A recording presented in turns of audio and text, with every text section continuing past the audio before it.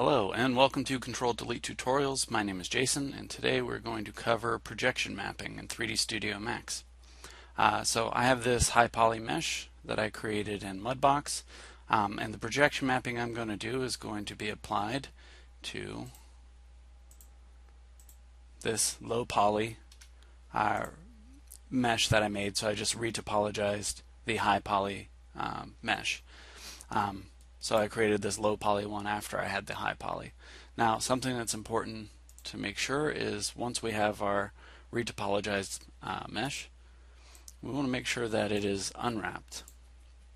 So this is the unwrap that I've created.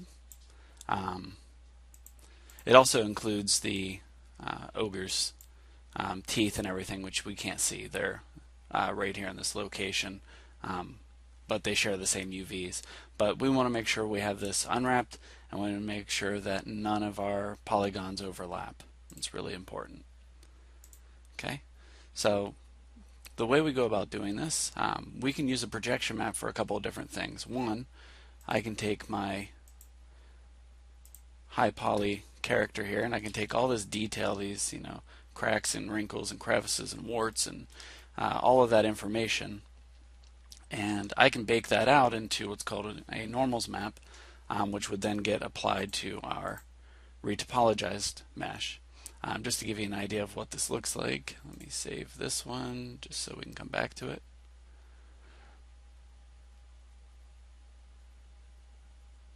And I'm going to open up our final result so you can kind of see what this is going to look like. So it's building the texture there. So this is the exact same retopologized mesh, but now it has all of this detail put in it from the high poly mesh. If I turn on the wireframes, you can see how that's going to look there. It looks really nice. There's no seams or anything showing up in it, which is ideal for what we're doing. And again, I have those teeth and the eyes and everything separated. But you can see it's the low poly mesh. The high poly one isn't in here anymore. And it has the appearance of having all this information in it for these wrinkles and everything. So that's what we're going to do. We might be able to go one step further and even apply some base textures from our high poly to our low poly. So not as much as currently my high poly doesn't have any textures applied to it, but I can project lighting information onto this one as well. We'll test that out and see if that works all right. So first thing, again, we want to make sure it's unwrapped. And the other thing that we want to notice here is that our high poly mesh, when I did the retopology, that was using here under freeform the step build and extend tools to basically use the high poly mesh and create this low poly one. But when you do it, there's an offset. And so I had this offsetted from my mesh about I think I had it about 0.3 away. So it's the low poly geometry is slightly above this mesh. So what I like to do when I'm doing a retopology is I'm going to select my base head, and I'm going to use a push modifier to push it out slightly because we're projecting from the outside in. And so I'm going to just set this to 0.5, which is going to push it out slightly over top of my other mesh. Okay, and I'll just convert that to editable poly for now.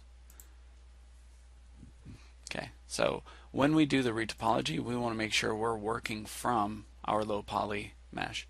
Now, a couple of things. One, if I create a material for my high poly mesh, so that would be this one. So I'm just going to assign that. And I'm just going to give this a basic color, something like a kind of like an olive green, like a pale olive green color.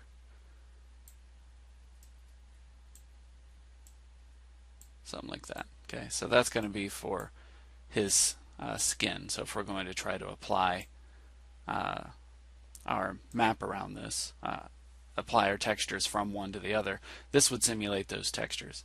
Then on my low poly one, that's my retopology one here, I'm going to assign red. Basically what I want to do is I want to have a very stark contrast between the retopology and the high poly mesh. And so doing that, I can clearly see what's what here. So with this selected, we're going to put a projection modifier on here. And when we apply this, we're going to see this cage show up. We can see here that we need to first reference geometry. We need to pick our reference geometry. So I'm going to do pick list, and I'm going to select basic head. That's our high poly one. And if we come down to the cage rollout, we're going to see cage. Now I'm going to turn on shaded. Shaded allows me to see what the cage looks like. So what I want to do is I do not want to see any of this green above this cage. If I do, it's going to mess up the way my normals look. And so I'm just going to push this out until I can see that covered up. And zoom in a little bit just to make sure, okay, we got a little piece there. And that looks pretty good. So we can see we got this cage. And so this cage is outside of our high poly mesh, projected inward onto our low poly mesh. And it's projected in polygon by polygon. So it works really, really nicely. Areas where we have a lot of folds and overlaps, we'll have small kind of minor errors that we'll have to fix up. Okay, so once that is finished, we want to make sure we have our retopology mesh applied there. And there's really no other settings here that I'm going to end up changing. So what I'm going to do is go up to rendering and go to render to texture. The hotkey for that is 0. That's not 0 on your number pad, that's 0 on your keyboard. Okay, so we got our render to texture dialog pop up here. So we should see retopology or whatever you've named your low poly mesh. We want it to be enabled. We want to have padding. Padding just means that when it's rendering out the normals map, it's going to expand out by about 2 pixels in all directions around the shells of our UV coordinates.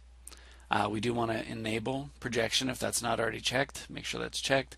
We do not have to pick because we've already set up this.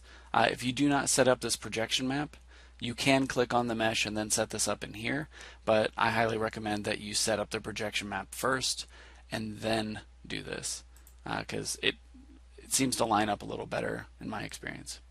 Okay, so our retopology mesh already has a unwrap on it, so we're going to use the existing channels, not automatic. And the sub objects, I'm going to also turn on use existing channel. Okay, so now we're going to come down here to the output, and we're going to say add, and I'm going to add in the normals map, and I'm going to add in a complete map as well. So I can hold control and click both of those and say add elements. And my complete map, I'm going to change the size down here to 2048 by 2048. That's a power of 2 number, which is important for games. I'm going to do that for both of them. I'm going to go back to the complete map, and I'm going to say where I want to save this. So I'm going to save this in my Ogre folder. So I've got a couple here that are already set up, but we'll just call this Ogre underscore diffuse because it's the complete map would be a diffuse color. And I'm going to save this out as a Targa usually, but since I'm doing this for demonstration purposes, actually I'll leave it as Targa. That should be okay. I'll save that one. I'm going to do 32 bits pre-multiplied alpha, so that'll give me an alpha channel in case I need that. Always handy to have it if you can. And then my normal map, 2048 by 2048. It's important to check that your element background here is set to 128 by 128 to 255. The normal map is read in based off of these colors, and this is basically representing what is flat. So it doesn't raise up from our mesh and it doesn't sink into our mesh. So we want to make sure that that is set up. I do not want to check either one of these. Render height map. I could render this out as a separate one and use the height map from the alpha, but I don't want to do that in this case, so I'm just going to leave that as is. I want to check render to files only. So if that's not checked, we want to make sure we check that. And that should be it. So then we'll click render. Before I click render though, I'm going to bring in just a very basic lighting setup. So I'm going to bring in a skylight, and I'm going to do cast shadows on that. And the other thing I want to do is an omni light, and I'm also going to turn on shadows for that. And I'm going to set that omni light right in front of our face. So I'll move it there. I'm going to turn on use far attenuation. So what I do with this is I set the end number to the very back of my character. Whoops. Didn't mean to select that there. And my start is going to be kind of encompassing the better part of my face here. Maybe I'll back this off a little bit. So what it's going to do is kind of give me this highlight right on the character's face that's going to fade off as it gets away from here. And if I want to see what that looks like, this is probably going to look a little bit weird since I have both meshes on, so I'm just going to hide the retopology mesh real quick. And I am using the render scanline renderer, which is fine for what we're doing here. So that's just set the scan line. Okay, so I'm going to just hit render, and hopefully this doesn't take too long.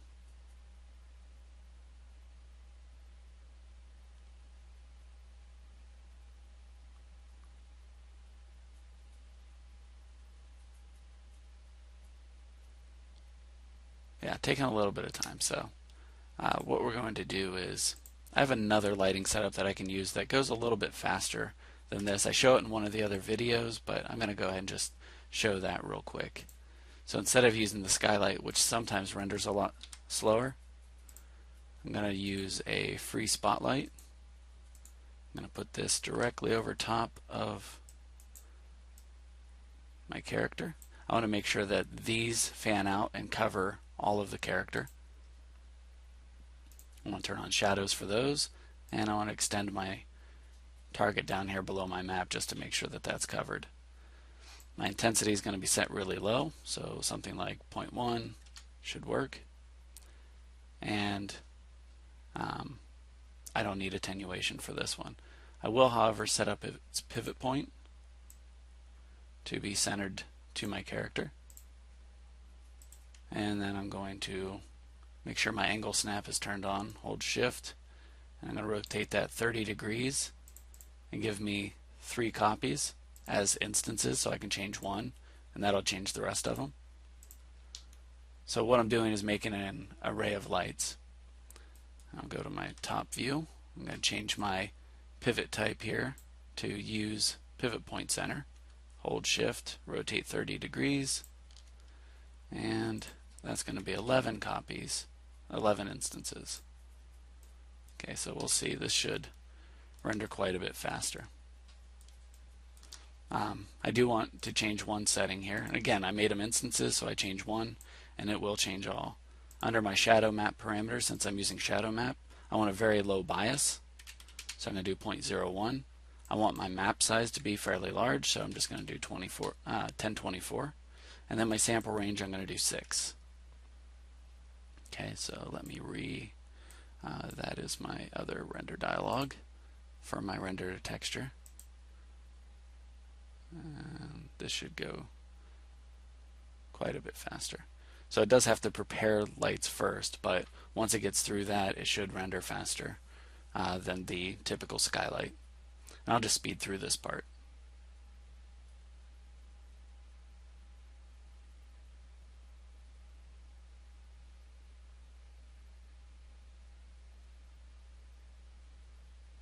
Yeah, there we go. So I'm actually going to take this Omni light here, move it down just a little bit because I am getting a pretty harsh shadow on the neck. So I'll just bring that down a little bit. And you know, I'll bring that back up. I'm going to turn off shadow casting for that, which would be should be fine. So that's going to give me my complete map. And let's turn back on our retopology mesh.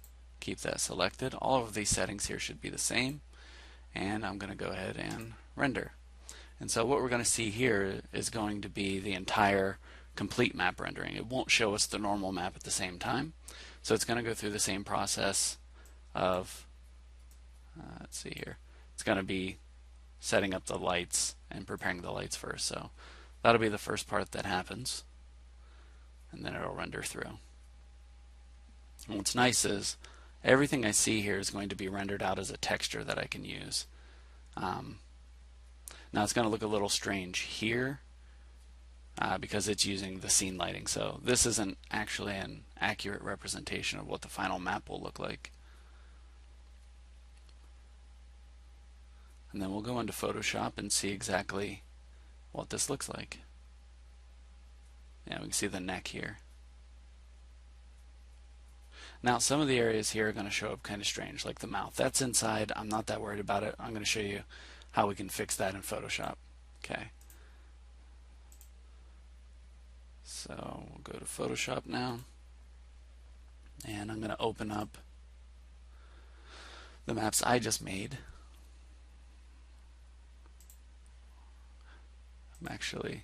I don't think I told you guys where to save the normal map. I should have saved it in the same folder. Yeah, so it got saved into my default image folder. So we'll just copy that over. That's fine. Wondered where that went. There we go. And then I'll just open that up here. So I didn't name that. Ideally, we do want to name this, but that's fine. Okay, so this is what our normal map looks like.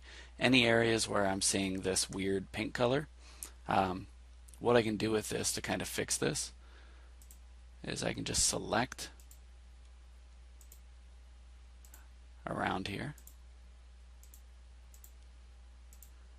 I'm just trying to get anywhere where I see a really hard edge, because that will end up looking strange. And these are the lips and mouth of my character. So I'm going to select those. I'll get those ones next. Control-Shift-N to create a new layer. I'm going to go to Select, Modify, Feather. I'm going to feather about 8 pixels. That should be enough. And I'm going to fill that. Now I've already got mine in here, but 128 by 128 by 255. I'll fill that up, and that'll kind of blur that out a little and not give us such a noticeable error. Let's duplicate that one more time. I'm just going to merge those together. That way I have a better blur around there. And then these areas here, these are actually right around the character's eyes. So I'll just fill that in with the same color. Like that. And then I'll merge that together. And I'm going to rename this since I didn't name it in the first place. So I'll call this Ogre Normals Map. I already have one there, so I'm going to just save over that. 32 bits fine for that. And we'll open up our diffuse, so Ogre Diffuse.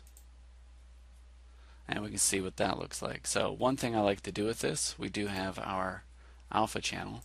So I'm going to select Load Selection based off of alpha channel. And I'm going to duplicate this layer. So I'm duplicating that and getting rid of the background here. So something I can do so I don't get these like really dark black shadows is I can go ahead and either put a new layer or a couple of different things so I don't really get that to show up. What we're actually seeing here is from the fact that the mesh was sticking out. The way we can fix that is I can tell my high poly mesh base head, if I go into object properties and I say do not receive or cast shadows, then those shadows won't show up. So that's why I'm going to end up seeing that happen there. Actually, no, I do want to. No, I'll leave that the way it is. So I'll just re-render out the complete map, so I'll just delete the normal map one there, and I'll just re-render that. Make sure that's closed so it'll save.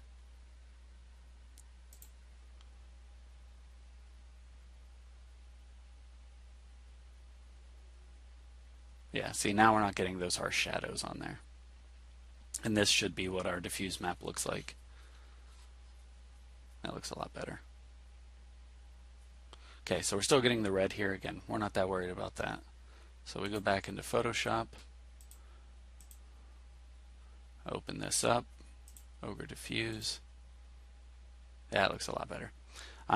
So what I was going to say before is, so I don't get really dark shadows here, one thing that I like to do, I was going to do a new layer, is I'm going to select an area here where he's kind of got like dark green, and I'll just kind of lay that in, and we'll see if we can't lighten that up a little with green with one of my other blending layers. That one might actually work nice. So that's lighten. Actually, I like screen better. And then anywhere where I have this red, so something I can do is I can use this layer. I'll just duplicate it. I'm not going to do the alpha channel, but I'll just set this to desaturate. And let's see, I might be able to get a better one here that has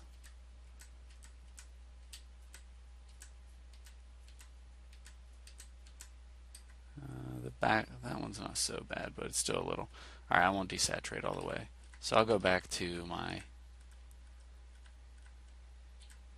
my screen,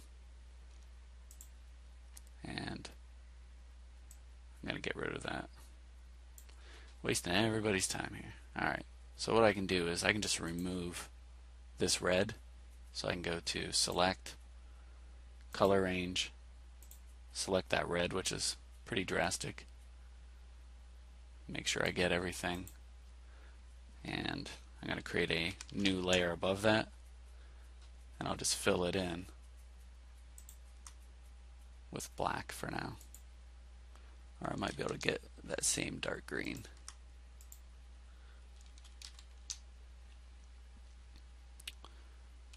And flatten that, turn that back on, and flatten that, and I'll resave that back out. So save as, Ogre Diffuse. Alright, so let's apply these and see what this looks like, and that'll wrap up this tutorial. Alright, so once this is finished, we can go ahead and remove the projection map. We can delete all of our lights.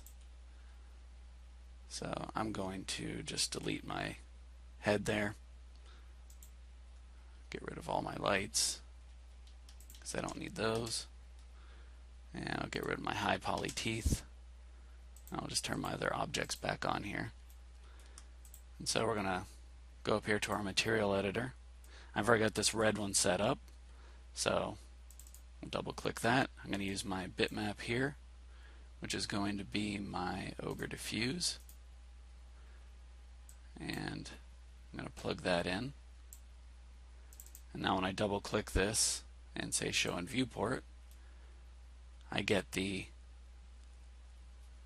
textures, but I'm going to disconnect this just for a second. I'm going to set this back to just gray for now. That way we can see what the normal maps are doing. So I'll connect that back up. So we want to drag out a normal map or normal bump, and that's going to get plugged into the bump. And then we want to take the bitmap of the Ogre normals map. That gets plugged into normal. And now if I go up here to shaded view and say materials, shaded realistic materials with maps. Now it's not going to be too drastic because I have to go back into my texture, and there's a setting here under maps where I can strengthen this. So I'm going to say 100. And there we can see what he looks like. Pretty cool. And I don't have any materials applied to his teeth or anything, so we'll just turn his eyes and teeth off for now. Oh, he's going to be eating some prunes without all them teeth. And now I'll plug my diffuse back in. Take a second to update. And there we go. There's our final ogre. So he looks like he's got, you know, all of this shadow stuff going on here. But it's just a texture. He's still just as low poly as he ever was. And that wraps up that tutorial. So I'd like to thank you guys for watching this. Hopefully you enjoyed it. If you did, give me a like, please. And if you want to see more stuff like this, please subscribe for future updates. And you know, share it with your friends and all that good stuff.